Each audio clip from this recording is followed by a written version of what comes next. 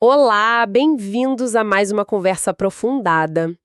Hoje a gente vai explorar algumas ideias econômicas que, olha, realmente desafiam o que a gente costuma pensar, sabe? Uhum. Todas extraídas de trechos do livro Guia Politicamente Incorreto da Economia Brasileira, do Leandro Narlot. Nossa tarefa aqui é investigar os argumentos dele sobre como políticas, às vezes cheias de boas intenções, podem dar errado na prática. Exato. E como algo que muita gente vê com maus olhos, tipo a busca pelo lucro, pode acabar trazendo benefícios bem inesperados para muita gente. É uma linha de pensamento provocadora, né? O material sugere que várias noções que a gente toma como certas na economia, Sim, por exemplo, que o lucro é algo inerentemente negativo ou que leis específicas sempre ajudam os mais vulneráveis, talvez precisem de um olhar mais cético. Vamos ver como o autor usa a história e alguns dados para defender pontos de vista que, assim, nadam um pouco contra a maré do pensamento convencional. parece intrigante, quase um convite a questionar o óbvio, né? Então vamos começar a desembrulhar isso. A fonte começa revisitando uma ideia clássica do Adam Smith, lá do século XVIII. Isso, lá atrás. O lucro como grande motor por trás do progresso, aquela famosa frase, né? Que não é da benevolência do açougueiro ou do padeiro que a gente espera o jantar, mas do interesse deles mesmos, do amor próprio. Como essa ideia antiga se aplica hoje, segundo o livro? Bom, o autor usa essa ideia como ponto de partida para mostrar com exemplos históricos como essa busca individual pelo lucro acabou, surpreendentemente, transformando luxos que eram para pouquíssimos em coisas comuns no nosso dia a dia. Um dos casos mais marcantes que ele cita é o da iluminação artificial. Iluminação. Como assim? Meio básico, não? Pois é, mas pensa bem, antes da eletricidade, iluminação noturna era precária, cara. O óleo de baleia, por exemplo, era um combustível de luxo. Ah, verdade, tinha isso. Velas feitas de espermacete, que é uma substância da cabeça da baleia cachalote, eram um artigo de primeira cima linha, sabe? Usadas por gente como George Washington. A caça era tão intensa que quase levou as baleias à extinção. Caramba! E o que evitou a extinção delas, segundo o livro? Não me diga que foi. Foi a busca pelo lucro. É exatamente o que o texto argumenta.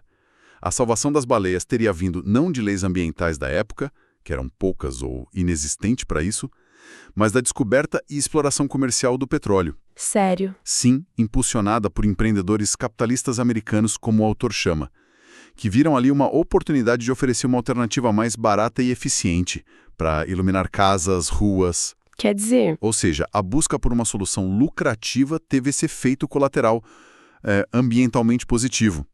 Algo bem inesperado, né? nossa, fascinante essa inversão de lógica. Tem outros exemplos assim no material? Sim, vários. A refrigeração é outro caso interessante. No século XIX, ter gelo em cidade tropical era um luxo exótico, importado por pioneiros como um tal de Frederick Tudor. Gelo importado? Imagina! E as primeiras geladeiras elétricas, quando surgiram, eram bens caríssimos. O livro menciona uma Frigidaire, que foi sorteada em 1937, ela valia o equivalente a 62 salários mínimos da época. 62. Uma fortuna. Impensável para a maioria. Exato. E hoje a geladeira é um item básico em quase toda a casa brasileira. Pois é. O material cita dados mostrando que, atualmente, 92% dos 20% mais pobres no Brasil têm geladeira. O que tornou isso possível, segundo o autor, foi a competição, a concorrência feroz entre fabricantes tipo Consul, Brastemp. As grandes marcas. Isso. Cada uma buscando aumentar suas vendas, seus lucros, e isso acabou forçando os preços para baixo e melhorando a qualidade. O mesmo padrão, ele argumenta, se repetiu com comunicação. O primeiro celular da Motorola, se fosse hoje, custaria quase R$7.000. Meu Deus. E hoje, a gente tem mais linhas de celular ativas do que habitante no Brasil, né? E muitos são smartphones super avançados. Então, o ponto central aqui dessa primeira parte, a ideia mais forte que o livro traz é essa: a busca individual pelo lucro, combinada com a competição no mercado, mesmo parecendo egoísta, funciona como uma força poderosa para melhorar a vida da população em geral, tornando acessível O que antes era privilégio de uma elite minúscula. É isso. Essa é a argumentação central dele. Ele usa até uma expressão forte, tipo vontade de botar bilhões no bolso, para descrever essa motivação que, na visão dele, resolveu mais problemas práticos e satisfez mais desejos das pessoas do que muitas iniciativas governamentais ou de caridade. Entendi. A lógica apresentada é que, quando um produto novo dá muito lucro, isso atrai concorrentes, né? E essa concorrência age quase como uma força da natureza para reduzir os lucros com o tempo, beneficiando quem compra. Preços menores, mais opções. Faz sentido, olhando por esse ângulo. O texto até cita a complexa rede que abastece nossas cidades com comida todo dia. Sim, a logística disso é incrível. Como um exemplo dessa força-tarefa motivada pelo interesse próprio de milhares de produtores, transportadores, comerciantes, argumenta que ela é mais eficaz em levar comida para a mesa do que muitas ações planejadas centralmente. Interessante. Mudando um pouco o foco agora, mas ainda olhando para grandes transformações sociais, o livro também discute a queda expressiva da pobreza no Brasil nos anos 2000. A gente normalmente ouve falar do impacto de programas como Bolsa Família, né? Sim, é a explicação mais comum. E do crescimento da economia puxado pelas commodities, melhora na educação. Mas a fonte que a gente está analisando aqui traz um fator diferente para o centro do palco, não é? Sim, o destaque é dado ao que se chama de bônus demográfico. A tese principal aqui é que uma das causas mais profundas e talvez menos comentada para a redução da pobreza naquele período foi a queda muito rápida e acentuada no número de filhos por mulher. A taxa de fecundidade? Exatamente, especialmente entre as mulheres mais pobres e com menos estudo. E esse é um processo que já vinha acontecendo, olha, desde os anos 80. E qual a conexão disso com a pobreza diminuindo só nos anos 2000, mais de 20 anos depois? A conexão se dá pelo impacto no mercado de trabalho e na estrutura familiar, décadas depois, né? Os dados que o livro apresenta são bem, chamativos. Em 1970, mulheres com até 3 anos de estudo tinham, em média, 7,2 filhos. 7? Nossa. Esse número despencou nas décadas seguintes. A diferença no número médio de filhos entre as mulheres menos escolarizadas e as mais escolarizadas caiu de 4,5 filhos para apenas 1,6 filhos, isso entre 1970 e 2005. Uma queda brutal. Muito grande. O autor faz até uma simulação. Se a taxa de fecundidade lá de 1980 tivesse continuado igual, o Brasil teria, pasme, uns 105 milhões de habitantes a mais em 2010. 105 milhões a mais. É gente demais. E a vasta maioria dessas pessoas provavelmente estaria em situação de pobreza. Entendi o ponto. E como essa mudança demográfica impactou o mercado de trabalho, especificamente nos anos 2000? Bom, o impacto foi direto, segundo a análise do livro. Com menos jovens chegando à idade de procurar emprego a partir dos anos 2000, houve uma redução na concorrência por vagas, principalmente naquelas vagas que exigem menos qualificação, sabe? E que estão em setores não comercializáveis. Não comercializáveis, o que seria isso? São aqueles serviços que não sofrem concorrência direta de importados, tipo construção civil, serviços domésticos, comércio de bairro, essas coisas. Com menos gente disputando essas vagas, os salários nesses setores foram pressionados para cima. O livro até relembra a corrida desabalada que havia por pedreiros e babás naquela época. Lembro disso, era difícil achar. Como um sintoma dessa dinâmica, menos oferta de mão de obra para muita demanda. Isso tem a ver com a ideia que o livro chama de mágica do desemprego. Achei esse termo curioso. Sim, está conectado.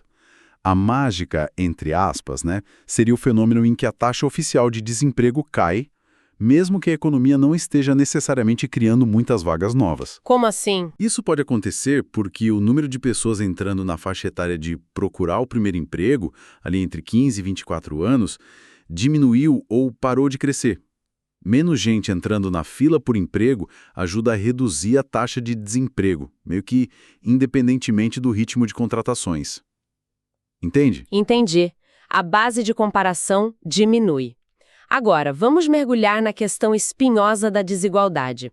O livro também apresenta aqui umas causas que fogem um pouco do roteiro habitual, correto? Correto. O material aponta 4 fatores principais para explicar a desigualdade de renda no Brasil. E o que chama a atenção é que 2 dessas causas são vistas pelo autor como consequências de aspectos que a gente geralmente considera positivos na sociedade. Positivos? Quais? A primeira seria a liberdade individual. Liberdade causando desigualdade? Explica isso melhor. A ideia é que, numa sociedade livre, as pessoas têm talentos diferentes, né? Fazem escolhas diferentes sobre carreira, quanto se esforçar, que riscos tomar, e têm preferências distintas sobre o que consumir. Isso naturalmente leva a resultados financeiros diferentes.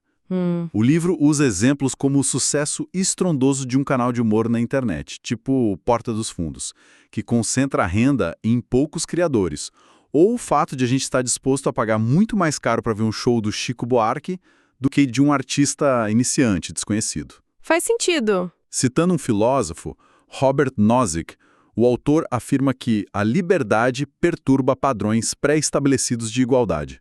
Basicamente, a escolha livre gera resultados desiguais. Interessante. E qual seria a segunda causa positiva da desigualdade nessa visão? A diversidade da população. O argumento é que quando você mistura no mesmo lugar grupos populacionais com características socioeconômicas muito distintas, Por exemplo, comunidades indígenas com baixa renda monetária formal, descendentes de imigrantes europeus com mais capital acumulado, militares com salários relativamente altos vindos de outras regiões, quando você junta tudo isso, a medida estatística da desigualdade tende a aumentar.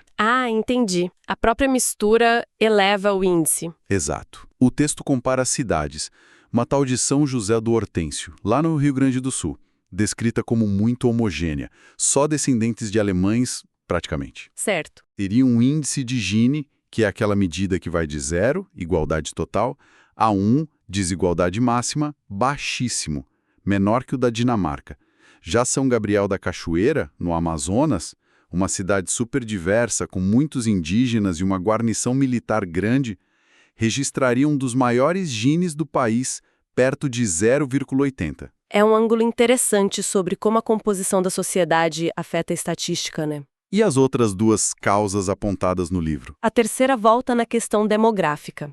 A fonte argumenta que, historicamente, famílias mais pobres tindiam a ter mais filhos. Isso significava que a renda familiar e os investimentos em educação precisavam ser divididos entre mais gente. Diluía o investimento por filho, né? Exato. O que dificultava sair de um ciclo de baixa qualificação e salários menores. Então, a queda da fecundidade também teria ajudado a diminuir essa fonte de perpetuação da desigualdade entre gerações. Ok. E a quarta causa, imagino, seja a mais controvérsia que o livro apresenta. O papel do próprio Estado. Exatamente. Aqui o argumento é bem direto. O Estado, que muitas vezes se apresenta como grande equalizador social, na prática, com várias de suas políticas, acabaria por aumentar a desigualdade. Aumentar? Como assim? O livro lista o que chama de exemplos de Bolsa Família ao contrário. Entram aí os regimes especiais de aposentadoria para servidores públicos e militares, que historicamente pagaram benefícios individuais muito, mas muito superiores aos de programas sociais como o Bolsa Família. E financiados por todos, né? Exatamente, financiados por toda a sociedade. O caso extremo que ele cita são as pensões vitalícias para filhas solteiras de militares. Nossa, esse é um caso famoso mesmo.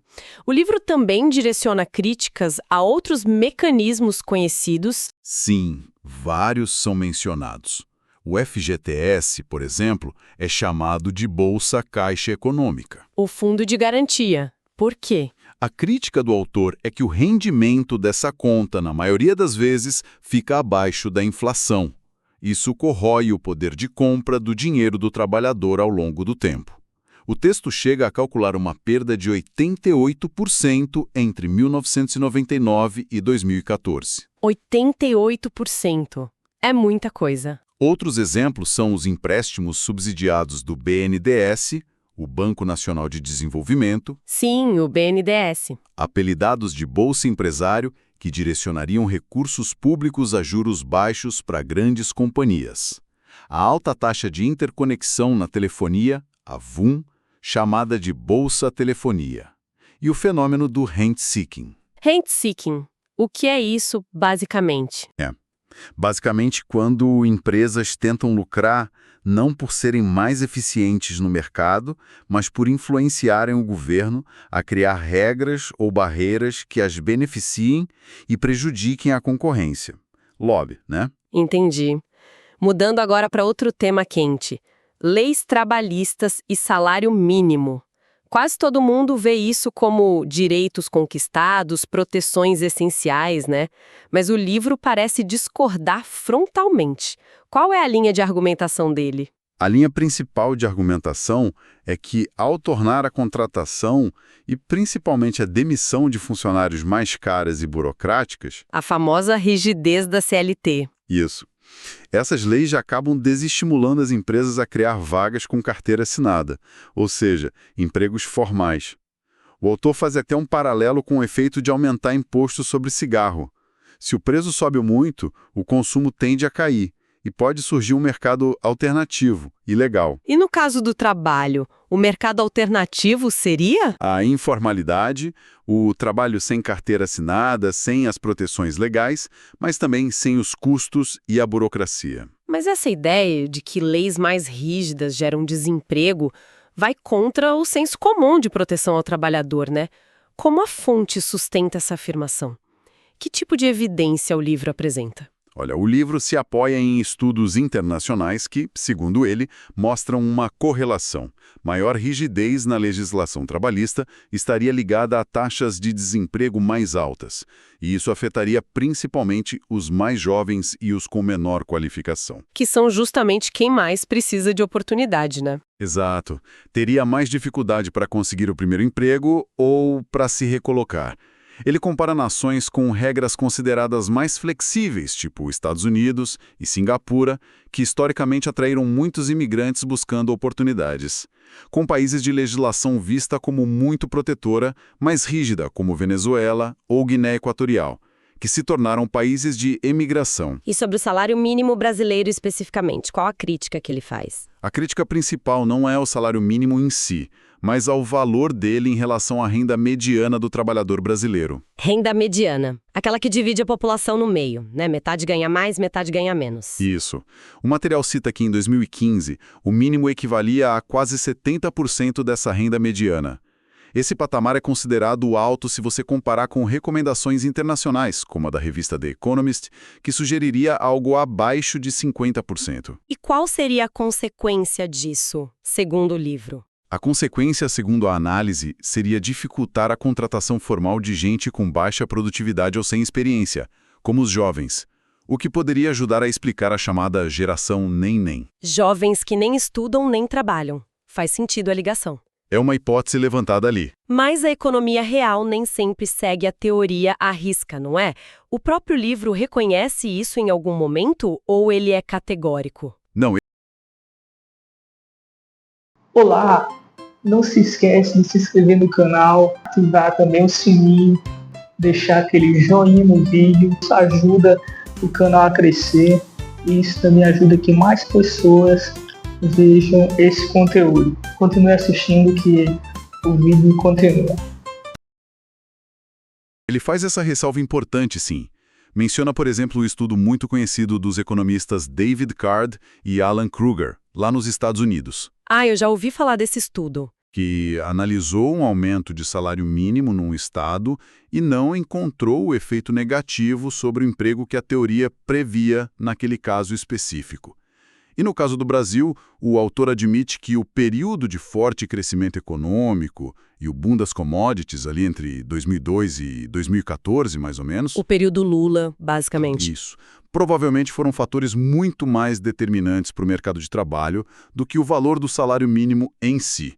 Ou seja, o bom momento econômico pode ter mascarado ou superado eventuais efeitos negativos da política salarial naquele período específico. Entendi. Então não é uma relação tão direta assim. É mais complexo. A conclusão do livro, citando economistas como Paul Krugman e Ricardo Paes de Barros, é que a chave para ter salários mais altos de forma sustentável não estaria em decretar um valor mínimo elevado por lei, mas sim em aumentar a produtividade da economia como um todo. Fazer o bolo crescer, né? Exato. E garantir crescimento econômico.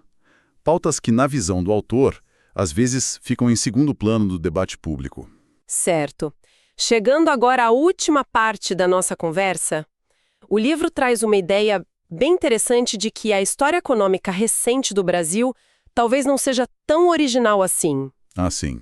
Mas sim uma repetição de padrões, quase como um filme que a gente já viu antes. Uma espécie de feitiço do tempo econômico, como você mencionou antes da gente começar a gravar. Como seria esse ciclo que se repete? A descrição é de um ciclo em 3 atos, que, segundo essa análise do livro, vem se repetindo com diferentes personagens e contextos desde o finalzinho do século XIX. Impressionante, né? Um século se repetindo. E qual seria o primeiro ato desse drama recorrente? O ato 1 é o das reformas e da austeridade. A história começa com um novo governo assumindo o país no meio de uma crise econômica brava, geralmente com inflação alta, contas públicas descontroladas, dívida crescendo. Um cenário familiar, infelizmente. Pois é, a resposta desse governo é implementar um pacote de medidas de ajuste. Aumento de imposto, corte de gasto, renegociação da dívida externa e, em alguns casos, privatização de estatais. Os exemplos históricos que ele cita para esse papel são Campos Salles, lá no final do século XIX, Certo. Castelo Branco, no início do regime militar em 64, e Fernando Henrique Cardoso, nos anos 90, com o Plano Real. O texto busca mostrar semelhanças nas medidas fiscais e na agenda de privatizações desses períodos. Ok. Então, primeiro vem a arrumação da casa, geralmente dolorosa, e depois, o que acontece no ato 2? Aí entramos no ato 2, o crescimento, às vezes chamado até de milagre. O governo seguinte herda uma economia mais estável, né? Inflação controlada, contas em melhor estado, e frequentemente esse período de bonança coincide com uma fase de alta nos preços internacionais das commodities que o Brasil exporta. Ah, o vento a favor externo. Exatamente. O resultado é um ciclo de prosperidade, o PIB cresce, o país atrai investimento, o emprego aumenta e tem melhorias visíveis nos indicadores sociais. Os exemplos dados para esse ato são os governos de Rodrigues Alves, que sucedeu Campos Salles, Certo. Emílio Médici, no auge do milagre econômico pós-ajustes do Castelo Branco, e Lula, que se beneficiou da estabilidade do real e do superciclo das commodities. Parece bom demais para durar. Como esse ciclo termina, segundo a fonte? Imagino que não seja com um final feliz, permanente, né? Exato. Aí vem o ato 3, a gastança e a crise. Nesse ato, um terceiro governo, ou o mesmo presidente se for reeleito, começa a abandonar a disciplina fiscal do início. A desculpa é acelerar o crescimento a qualquer custo. A famosa guinada desenvolvimentista. Isso. Os gastos públicos aumentam muito, às vezes de forma insustentável. Há um relaxamento no controle da inflação. O governo recorre a crédito farto e subsidiado, geralmente via bancos públicos como o BNDES, para financiar grandes projetos ou empresas escolhidas, as campeãs nacionais. Lembro dessa expressão também. Políticas mais intervencionistas, com viés nacionalista, ganham força. O resultado inevitável dessa combinação, segundo a análise do livro, é o retorno da inflação, o desarranjo das contas públicas e, eventualmente, uma nova crise econômica e fiscal. E quem seriam os exemplos desse ato 3? Os exemplos citados são Afonso Pena, sucessor de Rodrigues Alves, Ernesto Geisel, que sucedeu Médici e enfrentou a crise do petróleo com mais dívida e estatização, e Dilma Rousseff, sucessora de Lula, com a implementação da chamada nova matriz econômica. O texto enfatiza semelhanças nessas políticas e no desfecho de crise fiscal nesses diferentes momentos da história. Então, aquela sensação que muita gente tem, de tempos em tempos, de que a gente está economicamente revivendo situações do passado, ela teria algum fundamento nessa interpretação do livro? É precisamente essa a tese apresentada nessa parte do material. A estrutura básica do ciclo arrumar a casa, crescer, muitas vezes com ajuda externa, gastar demais e entrar em crise de novo, teria se repetido com roupagens diferentes ao longo de mais de um século. Uma espécie de padrão recorrente na nossa história econômica. Um looping, né? Bem, exploramos hoje uma série de argumentos econômicos do livro Guia Politicamente Incorreto da Economia Brasileira que, olha, no mínimo, fazem a gente pensar, né? Vimos a defesa do lucro como um motor inesperado para democratizar bens e serviços, a análise de como a demografia teve um papel crucial na redução da pobreza recente e as causas menos convencionais apontadas para a desigualdade, como a própria liberdade e a diversidade da nossa população. Analisamos também a perspectiva crítica do livro sobre como o próprio Estado pode contribuir para a desigualdade, né? Com exemplos como aposentadorias especiais e subsídios para setores específicos. Discutimos a visão controversa sobre o impacto real das leis trabalhistas e do salário mínimo no mercado de trabalho. Certo? E finalizamos com essa tese intrigante sobre um ciclo econômico que parece se repetir e repetir na história brasileira. Foi uma conversa que, sem dúvida, desafia várias certezas e narrativas comuns sobre a nossa economia, e talvez a reflexão que fica, que o material propõe, seja esta. Será que parte das nossas dificuldades econômicas recorrentes não vem exatamente da falta de boas intenções, mas sim de políticas que, mesmo parecendo bem-intencionadas, acabam ignorando certas lógicas econômicas ou as lições que a própria história já nos ofereceu tantas vezes? É uma boa pergunta. E isso nos leva a uma outra questão interessante, talvez para quem nos ouve refletir depois. Que outras ideias sobre economia, que hoje parecem verdades quase inquestionáveis para muita gente, talvez merecessem um olhar mais atento, quem sabe até um pouco politicamente incorreto, para a gente entender de fato quais são suas consequências e implicações no mundo real. Fica a provocação, né? Um ótimo ponto para a gente encerrar nossa conversa de hoje. Obrigada por nos acompanhar nesta análise.